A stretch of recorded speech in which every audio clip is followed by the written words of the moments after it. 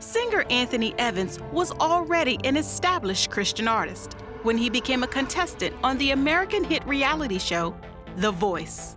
Even though he was knocked out of the competition early, this opportunity opened doors for Anthony to work alongside some of music's most famous artists. Also, he was later hired by The Voice to help cast new talent. Anthony's new experiences from living and working in Hollywood inspired him to reach a broader audience with his music. The result is his new album, Real Life, Real Worship.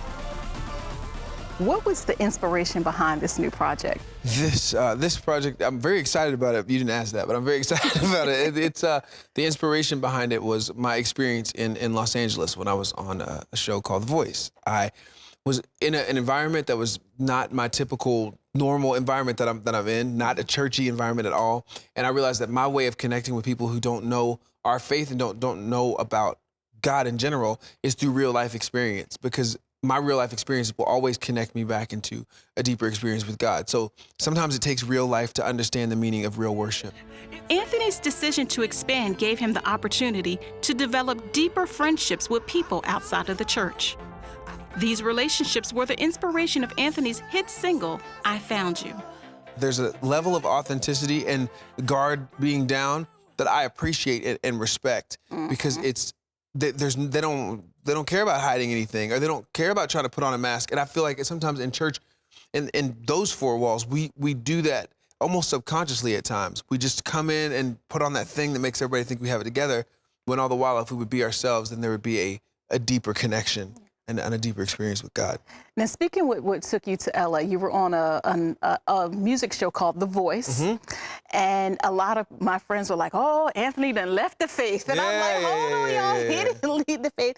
Now, you had a great following as a Christian artist. What made you audition for The Voice? I got a phone call from one of the talent producers on the show, and they said, "We saw a video of you, and we want you to come and meet with us here." It was in Nashville at that point. So I met with them, and they asked me to come and be a part of it. And I was kind of torn, because in my mind, I was like, why would I do this? I don't know.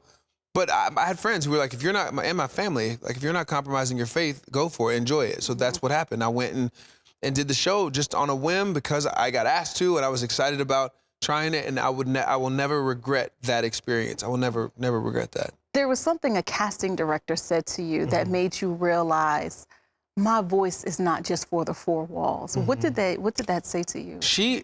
I started singing, and she stopped me and dropped her pen and said, "Why are you 30 years old and I've never heard of you?" And she's the head of reality casting for NBC. She's not a church girl. She just was like, "Explain to me why I've never heard of you." And in my mind, I thought, that's crazy. That's crazy. And what is your explanation, Anthony? What is your explanation for somebody who doesn't believe how you believe, not hearing what God's given you? What's your explanation for that? And all it was, I don't know. I just stay within my box. And that was the day I was like, I'm done with it. I'm done with the boxes. I'm going to explore outside of my box intentionally, to make sure that I'm taking advantage of every opportunity that I've been given.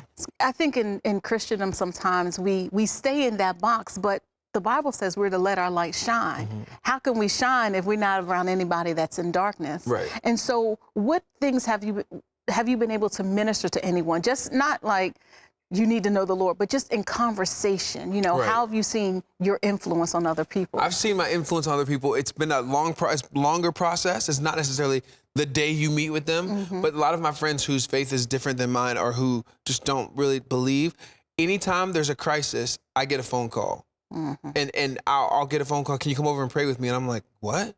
You want me to pray?" You know what I mean? But that happens because they see what's going on in me faith-wise, and over time, and they grab onto it, even though in that moment you might not feel that.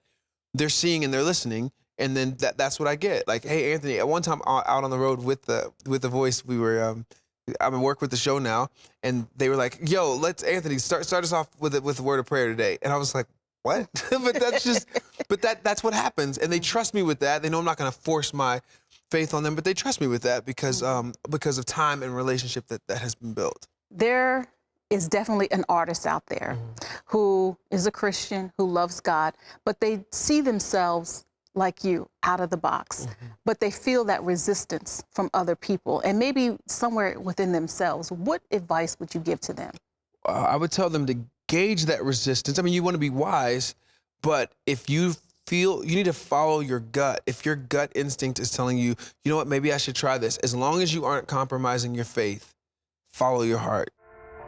My desire is to be honest. You know, I'm thankful for what I get to do, but at the end of the day, the lights and the cameras and stuff, they don't matter. I want to be real. When people hear your CD, when they see you, what is it that you want them to feel? What is it that you want them to take away from your music? I want them to take away an experience. If I wanted to just entertain people, I would do another kind of music. You know, I would just change my genre of music. But I want people to be changed. I want their hearts to be moved. I want them to experience authenticity, and I want them to feel like they're getting a genuine guy from the stage. I don't want to turn on so much performer that you leave like, that was great, but there's nothing that happens inside of your heart through the songs. So that's my goal. That's my goal.